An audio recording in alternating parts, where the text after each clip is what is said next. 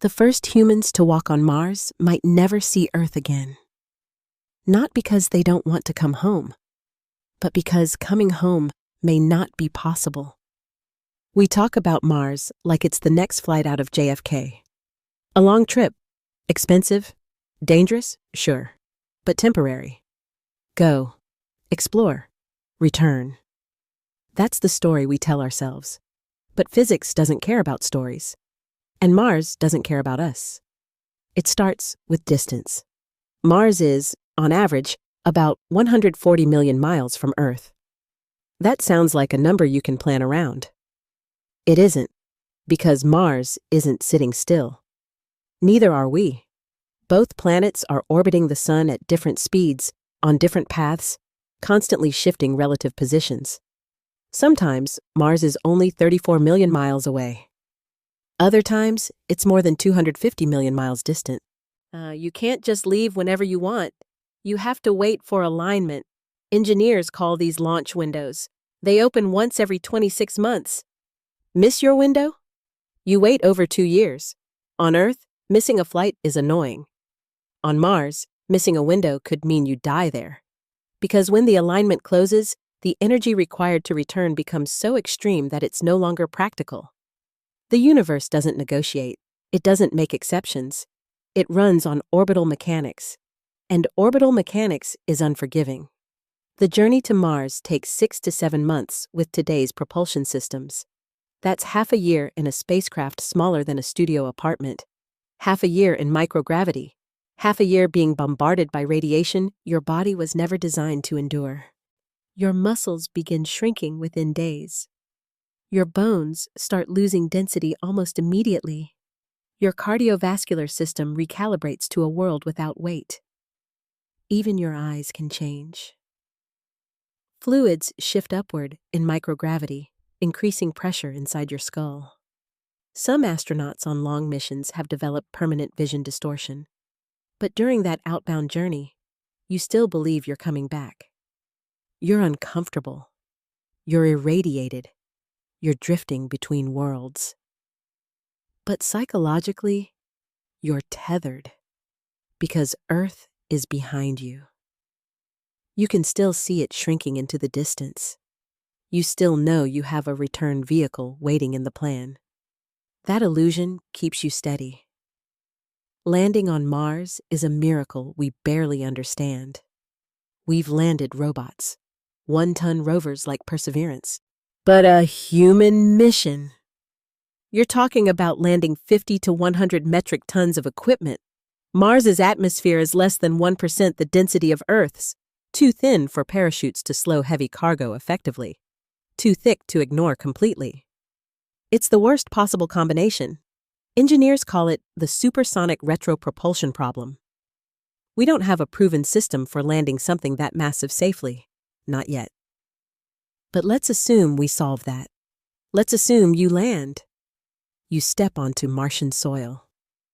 The sky is butterscotch-colored. The horizon curves gently in the distance. The dust is everywhere. You plant your flag. You speak the historic words. For a moment, it feels triumphant. Then reality begins. Because getting to Mars is not the hard part. Leaving is. To return to Earth, you need fuel, a lot of it. More than you used to get there. Because now you must escape Mars's gravity well and accelerate precisely into an orbit that intersects Earth's path months later. The number is staggering, roughly 1,200 metric tons of ascent propellant. That's the weight of around 200 adult elephants, except it isn't elephants. It's highly refined rocket fuel. And none of it exists naturally on Mars. You can't mine it from rocks. You can't scoop it out of the air. You have to manufacture it on another planet, with equipment that has to survive for over a year before you even use it. The leading plan relies on something called the Sabatier reaction. It sounds elegant. You take carbon dioxide, which Mars has plenty of, say about 95% of its atmosphere, and react it with hydrogen to produce methane and water. Methane becomes rocket fuel. Water gets split into hydrogen and oxygen. On paper, it works beautifully. In practice, you're running a chemical plant on a frozen desert world 140 million miles from home. Hydrogen is the first problem. Mars doesn't have free hydrogen gas floating around. You either bring it from Earth, which adds enormous launch mass, or you extract it from water ice buried beneath the Martian surface. Water ice does exist, but it's not sitting in convenient pools. It's locked beneath layers of frozen regolith. You have to drill, tens of meters down, through soil contaminated with perchlorates, toxic salts that corrode machinery and poison humans. You need autonomous drilling systems capable of operating in sub-zero temperatures in dust storms that can last for months, with no technician to repair them if something jams. You need power systems that can run continuously for years. Solar power sounds ideal until a global dust storm blocks sunlight for weeks at a time. During the 2018 dust storm, sunlight levels on Mars dropped so dramatically that the Opportunity rover lost power and never recovered. That was a machine designed specifically for Mars. Now imagine relying on similar systems for your return fuel. One storm, one clogged filter, one failed pump, and your ticket home evaporates. Even if everything works perfectly, the timeline is brutal. You arrive on Mars. You cannot leave immediately. You have to wait for the next launch window. That means roughly 500 days on the surface. 16 months. 16 months in 38% of Earth's gravity. 16 months of radiation exposure without a magnetic field to shield you. 16 months relying on equipment that cannot fail. Your return vehicle must sit there the entire time. Engines exposed to temperature swings that range from bitter cold nights to relatively warm afternoons. Dust infiltrating every seam. Electrostatic particles sticking to surfaces like microscopic shrapnel. The return ship must remain operational after 16 months of neglect in one of the harshest environments in the solar system. If a seal degrades, if wiring corrodes, if dust damages a critical valve, there is no replacement part shipment. There is no rescue mission. The closest hardware store is 140 million miles away. The math compounds. Every kilogram you land on Mars must either stay there forever or be lifted back into orbit. Mass is the enemy. Shielding against radiation adds mass. Medical equipment adds mass. Spare parts add mass. Water adds mass. Food adds mass. Every kilogram you add for safety increases the fuel required for return, which increases the fuel production requirement on Mars, which increases the size of the chemical plant, which increases the power demand, which increases the mass of solar panels or nuclear reactors, which increases the landing challenge. Every solution creates another problem. It's a circular trap. And here's the quiet part. No one emphasizes in glossy mission presentations. Every stage depends on every other stage working flawlessly. The landing system must work. The habitat must function. The power system must operate continuously. The drilling equipment must extract water. The chemical plant must synthesize methane. The storage tanks must preserve it. The ascent vehicle must remain intact for over a year. And the launch window must be hit precisely. Failure at any point means permanent stranding. There is no partial success. You either leave Mars or you don't. We romanticize the journey, the red planet, the frontier, the next giant leap. But frontiers on Earth always allowed retreat. Ships could sail home. Caravans could turn back. Mars doesn't offer retreat. Mars offers commitment. Irrevocable commitment. The moment your launch window closes behind you, you are committed to surviving everything that comes next. You are committed to trusting machines that have never been tested under those conditions at that scale. You are committed to trusting your body in an environment it did not evolve for. And you are committed to trusting that physics will give you another chance to leave. Maybe it will. Maybe everything works. Maybe the fuel is produced. Maybe the dust stays manageable. Maybe the engines ignite. Maybe you rise from the Martian surface in a plume of methane flame, arcing toward a distant blue dot in the sky. But that's a lot of maybes. And when you stack enough maybes together, they stop being optimism. They become risk. Existential risk. The journey to Mars is a technological challenge. The return from Mars is a systems gamble. A gamble where the price of failure is not embarrassment, not budget overruns, not bad headlines, but human lives stranded on a frozen world, watching Earth drift across the sky, knowing that the window has closed and that no one is coming. This is the illusion of going. We talk about reaching Mars. We don't talk enough about leaving it, because leaving requires perfection, and perfection is something we have never achieved in space, not once, and Mars will not forgive the first time we fail. The biggest lie about Mars isn't about rockets, it's about survival.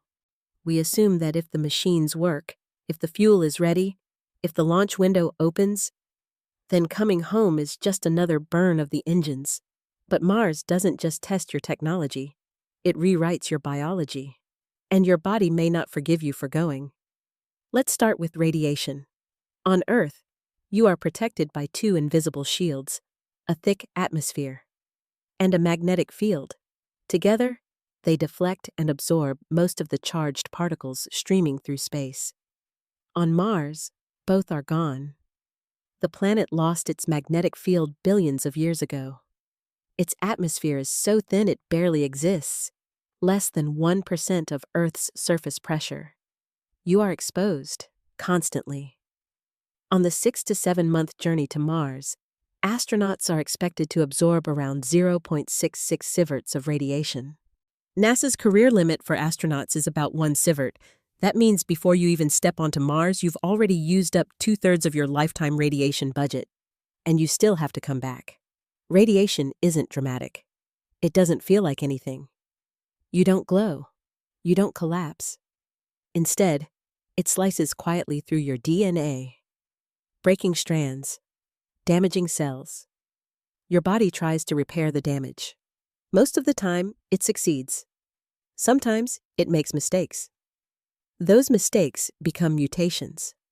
Some mutations do nothing. Some kill the cell. Some turn the cell into cancer. The central estimate for increased cancer mortality risk from a Mars mission is around 5%. Upper models push that number toward 10%. That means 1 out of 10 astronauts could die from cancer directly linked to the mission, and that's just mortality. The probability of developing cancer, even if you survive it, is higher. And cancer isn't the only threat. Radiation damages blood vessels. It increases risk of heart disease and stroke. It accelerates cognitive decline, memory problems, reduced processing speed, impaired judgment. Your brain is not immune.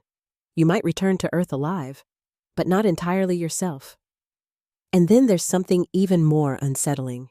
In 2024, researchers studying long-term radiation exposure found evidence of serious kidney damage under conditions similar to deep space travel. Kidneys rely on delicate filtration systems. Radiation degrades those systems over time. Microgravity compounds the problem. Fluid distribution changes. Calcium levels increase. Kidney stones become more likely. Kidney function declines. If your kidneys fail on Mars, there is no dialysis machine. There is no transplant list. There is no ICU. There is only a small habitat with limited supplies and a crew equally vulnerable. Kidney failure on Mars is a death sentence. Shielding sounds simple. Add protection. Add mass. But mass is everything in space. Lead works. Water works even better. But water is heavy. To reduce radiation exposure to near-Earth levels, you'd need meters of shielding. Meters. You can bury habitats under Martian soil. regolith. That helps on the surface. But during the 7-month journey there and back, there is no soil to hide under. You are in open space, wrapped in aluminum, bombarded every minute. Your highest radiation exposure happens during transit, exactly when you are most defenseless, and radiation is only part of the betrayal. Gravity is the other. Mars has gravity, but only 38% of Earth's. At first, that sounds manageable. You can walk, you can lift equipment, you can function, but your body isn't calibrated for 0.38 G. It evolved under 1 G. Every system assumes it. Your bones maintain density because they bear weight. Reduce the weight. They weaken. Astronauts in microgravity lose 1 to 2% of bone density per month, despite strict exercise routines. Mars isn't zero gravity, but it might not be enough. Some researchers believe gravity below 0.4 G may be insufficient to maintain long-term human physiology. Mars sits at 0.38, right below that threshold. We don't know what happens over years, because no human has ever tried. Your muscles atrophy, even with exercise, even with resistance training. Your cardiovascular system adapts to pumping blood in reduced gravity. It becomes efficient for Mars, less efficient for Earth. After 16 months on Mars, your body is no longer Earth-calibrated.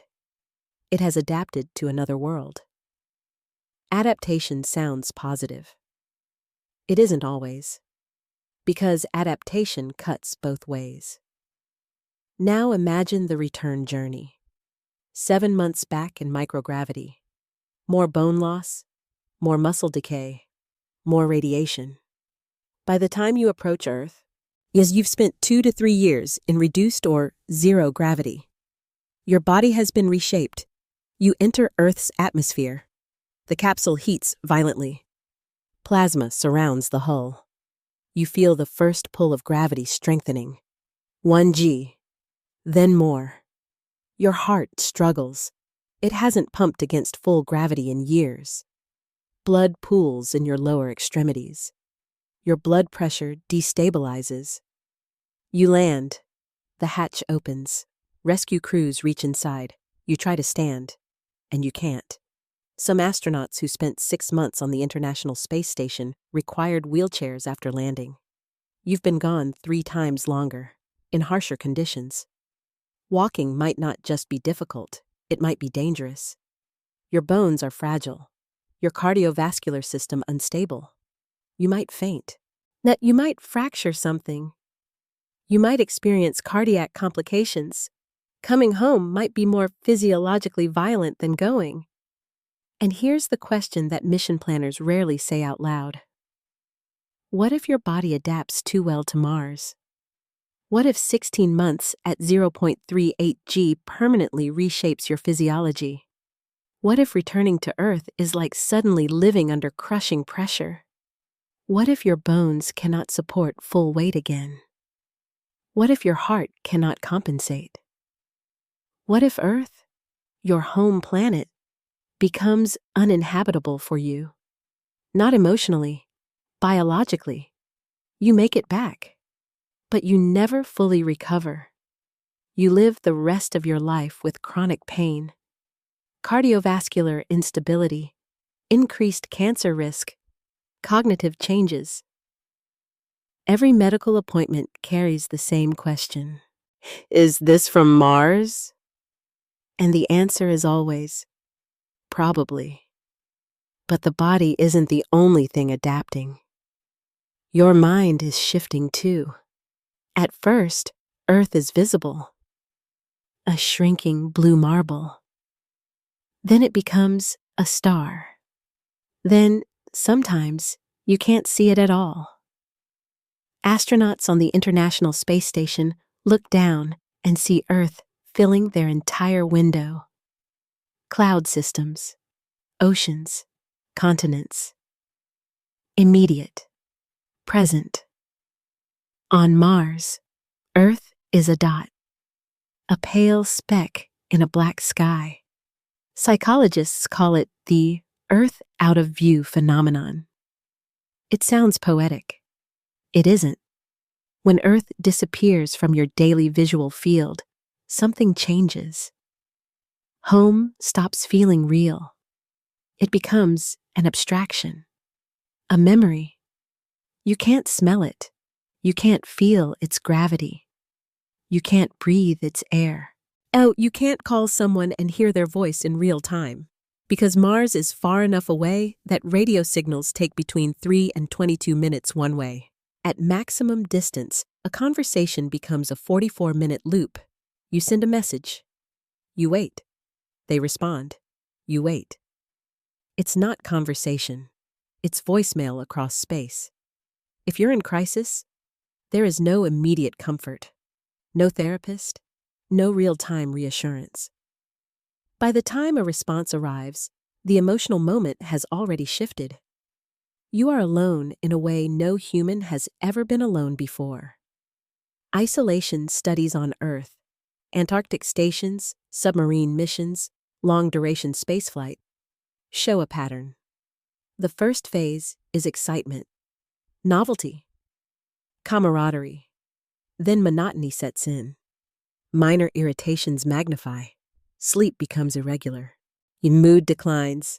Cognitive sharpness dulls. Mars isn't 6 months. It's 3 years minimum. Outbound. Surface stay, return. 3 years with the same small group of people. No escape, no new faces, no fresh environment. And if someone breaks psychologically, there is nowhere to send them, nowhere to evacuate them, nowhere to remove them from the group. Their breakdown becomes everyone's problem. The most dangerous adaptation might not be physical or psychological. It might be existential. What if, over time, Earth begins to feel alien? Too loud, too fast, too heavy, too crowded. You adapt to Mars's silence, to its reduced gravity, to its smaller world. Your identity shifts. You stop thinking of yourself as someone temporarily away from home. Now you start thinking of Earth as something distant, almost fictional. Then the return window opens. The fuel is ready, the engines ignite, and you realize something unsettling. You're not sure you want to go back, not because Mars is better, but because you're no longer who you were when you left. Your body has changed. Your mind has changed. Earth has moved on without you. The life you paused has continued. Children have grown. Parents have aged. Friends have evolved. You are stepping into a world that didn't stop. And your body might not tolerate it anyway. The return problem isn't just mechanical. It's biological. It's psychological. It's identity itself. We assume coming home is the default. But what if coming home becomes the most dangerous part of the mission? What if the first humans on Mars survive the landing, survive the surface, survive the radiation, and then discover that Earth itself is too much for them? Too heavy, too bright, too alive. The machines might work. The fuel might ignite. The trajectory might align perfectly. But your body doesn't run on equations. Your body runs on evolution. And evolution did not design you for Mars. It designed you for Earth. Every minute on Mars is a negotiation with that design. Every month is a modification. Every year is a gamble. And by the time you try to reverse those modifications, it may already be too late. Getting to Mars is a technological challenge. Surviving Mars is a biological experiment. Coming back from Mars is a test of whether your own body still recognizes Earth as home. And we don't know the answer. Because no one has ever tried. Not for that long. Not that far. Not with that much at stake. There's a version of the Mars story that sounds heroic. Brave explorers, a new frontier, humanity expanding beyond its cradle. But there's another version, quieter, less cinematic, more honest. It asks a different question. Not can we reach Mars, but should we? Let's begin where most mission briefings end, with psychology. There's something researchers call the third quarter phenomenon. In long-duration isolation missions, morale often collapses around the three-quarter mark. You're past the excitement, too far from the end to feel relief. And the accumulated stress finally breaks through. On Mars, that third quarter happens during your surface stay. You've survived the 6-month journey. You've endured months of dust, radiation, confinement. You still have months to go. Then another 7-month return trip. You wake up one morning, and the red horizon feels oppressive. The sky never changes color. The landscape never moves. The same faces, the same routines, the same recycled air. Day after day, after day, after day. Antarctic stations offer the closest comparison we have. Even there, with real-time communication, eventual rotation home, and non-lethal air outside, psychological strain builds. Interpersonal conflicts, depression, sleep disorders, withdrawal. Now remove the safety net. No evacuation, no emergency extraction, no option to request reassignment. Then if someone becomes unstable on Mars, they remain there, inside the same habitat, with everyone else. If one person stops functioning, everyone carries the burden. If one person becomes hostile or reckless, everyone is in danger. Because survival depends on cooperation, and cooperation depends on mental stability. You can engineer better habitats. You can design better life support systems. But you cannot engineer away human nature. Now imagine something worse. A medical emergency. Appendicitis. On Earth, it's routine. Surgery, antibiotics, recovery. On Mars, it's a life or death decision. You have limited equipment, limited anesthesia, limited sterile environment. Your most medically trained crew member might not even be a surgeon. If the appendix ruptures before treatment, sepsis can kill within days. And if someone dies, what do you do with the body? You can't cremate it. Fuel is too precious. You can't send it home. There's no space. You can't easily bury it. The ground is frozen and you're wearing a pressure suit. You might have to store it outside, frozen in the Martian cold. Every time you step outside the habitat, you know it's there. A silent reminder. Mars doesn't forgive mistakes. And this is where the conversation shifts from engineering to ethics. Some advocates have proposed one-way missions, not because they're dramatic, but because they're simpler. Eliminate the return. Eliminate the fuel production. Eliminate half the complexity. Former astronaut Buzz Aldrin has spoken about Mars-to-stay missions. The logic is clean. If returning is the hardest part, remove it. Send settlers, not visitors. But let's translate that honestly. It means asking people to exile themselves permanently, to never feel rain again, to never breathe unfiltered air, to never walk in a forest, to never swim in an ocean, to never hug their families in person again. It means watching everyone you love age and die from 140 million miles away. It means your final resting place will not be Earth. It will be Mars. We romanticize sacrifice in the name of exploration. But sacrifice for what? Mars is not a backup Earth. It cannot sustain life without constant technological intervention. Every breath you take is processed by machinery. Hey, every sip of water recycled, every calorie grown in artificial light. One system failure, and survival collapses. This isn't building a new civilization. It's maintaining a fragile bubble, in a vacuum, on a planet that is actively hostile to human life. There's also the cost. Estimates for sustained Mars missions range from hundreds of billions to potentially over $1 trillion.